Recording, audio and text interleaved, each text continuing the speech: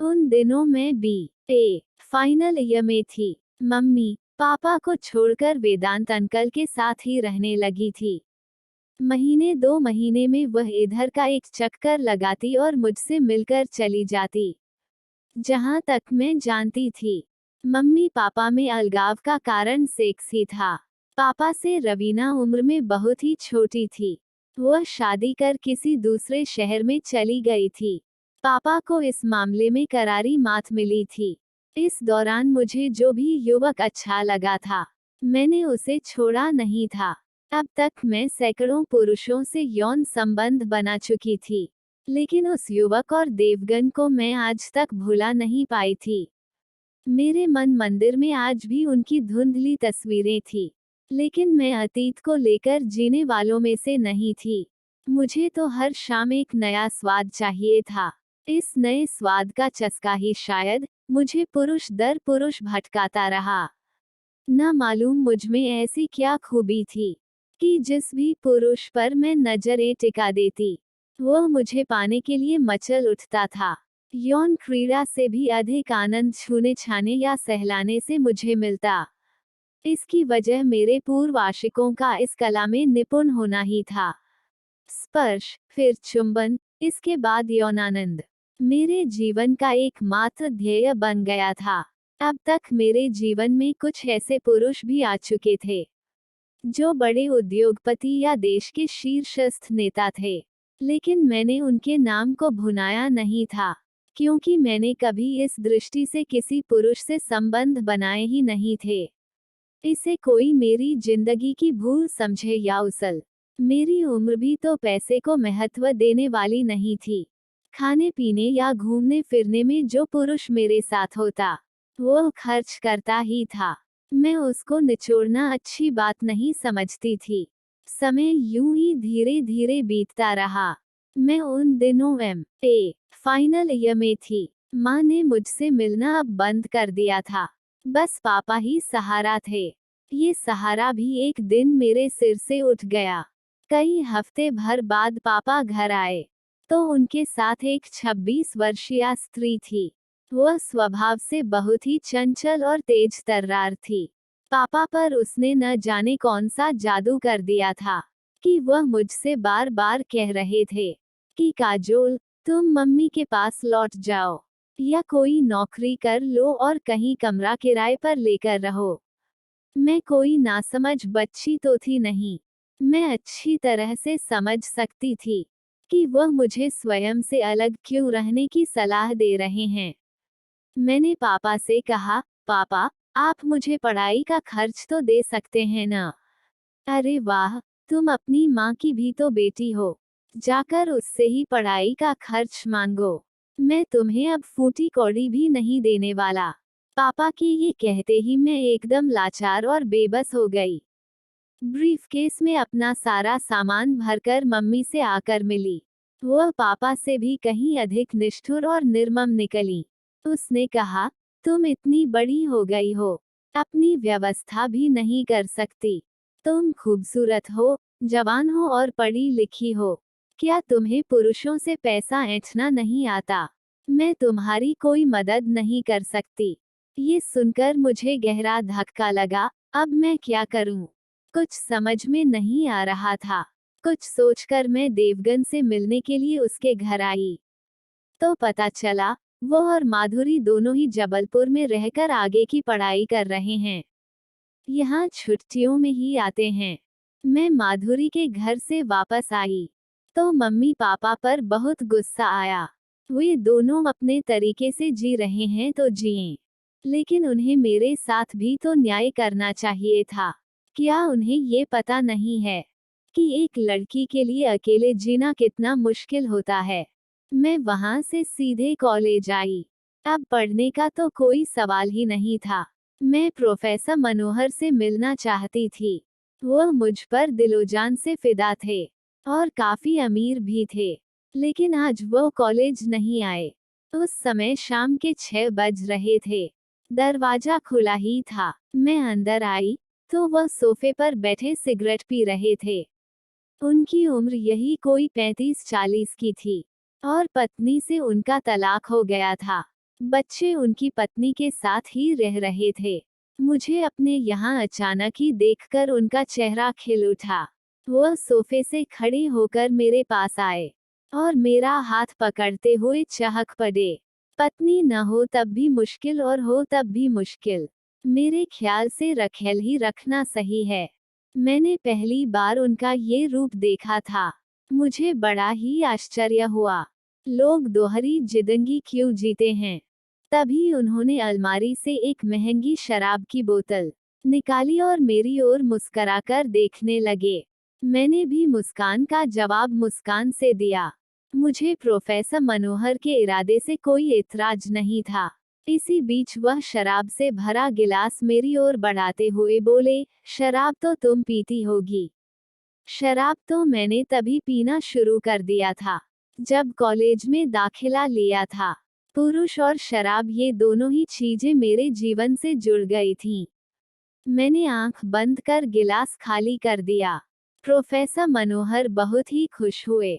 ऐसी शराब मैंने पहली बार ही पी थी। पूरे शरीर में नशा फैल गया।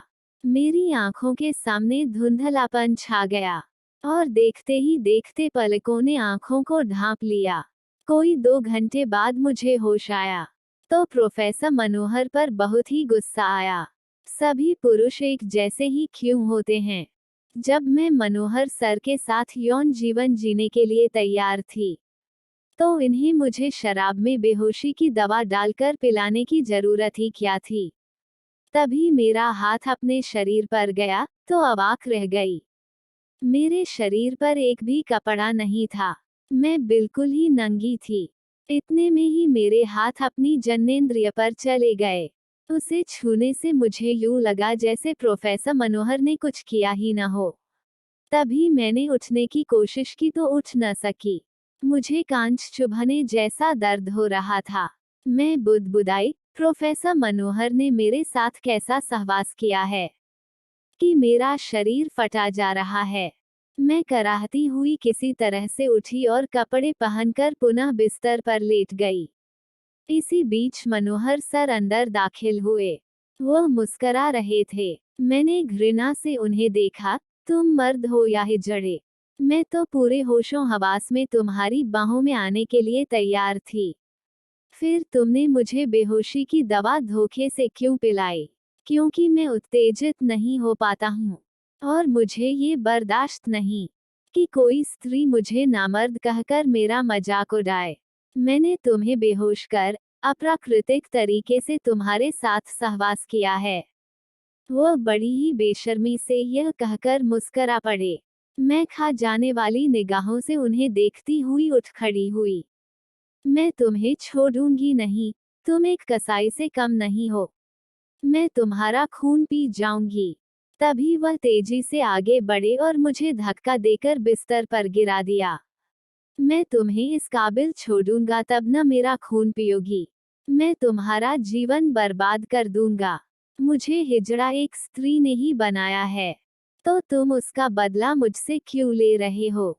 मैं डर के मारे कांप उठी, क्योंकि तुम भी तो एक स्त्री ही हो। मुझे हर स्त्री में वही नजर आती है। मैं तुम्हें बेहोश कर करके मार डालूंगा। तुमसे पहले मैं कॉलेज की 2 लड़कियों को ऐसे ही मार चुका हूँ। ये कहकर मनोहर सर पागलों की तरह अपना सिर खुजलाने लगे और अचानक ही मुझे गुदगुदाने लगे। मैं हंसते हंसते बेहोश हो गई। मैं एक ऐसे यौन रोगी के चक्कर में आ गई थी जो दिमागी रूप से बिल्कुल पागल था। जब पागलपन का दौरा उसे पड़ता तो वह कुछ भी नहीं देखता था। मैं हैरान थी, ये कैसा आदमी है जो रात में शैतान बन जाता है और दिन में कॉलेज में जाकर बच्चों को पढ़ाता है। उस समय तो वह एक संवेदनशील इंसान लगता है। इस तरह 2 हफ्ते बीत गए। मैं उसके पागलपन से काफी परेशान रहने लगी थी। उस हैवान ने मेरे यौनांगों को दांत से काट काट कर घायल कर दिया था। मेरे होठों से तो हमेशा ही खून रिसता रहता था। उसकी हरकतें किसी जानवर से भी बदतर थीं। एक रात प्रोफेसर मनोहर देर से घर वापस आए तो मैं झट से बिस्तर से उठ बैठी। वह मुझे कमरे में बंद करके कॉलेज जाते थे। कुंडी खोलने की आवाज जैसे ही मुझे सुनाई दी, मैं बाथरूम में चली आई और कुंडी खोलकर चुपचाप बैठ गई। अंदर घुसते ही वह सबसे पहले मेरे बिस्तर के पास आए। जब मैं वहां नजर न आई, तो वह पलंग के नीचे झुककर देखने लगे। मैं बाथरूम के रोशनदान से उचककर सब देख रही थी।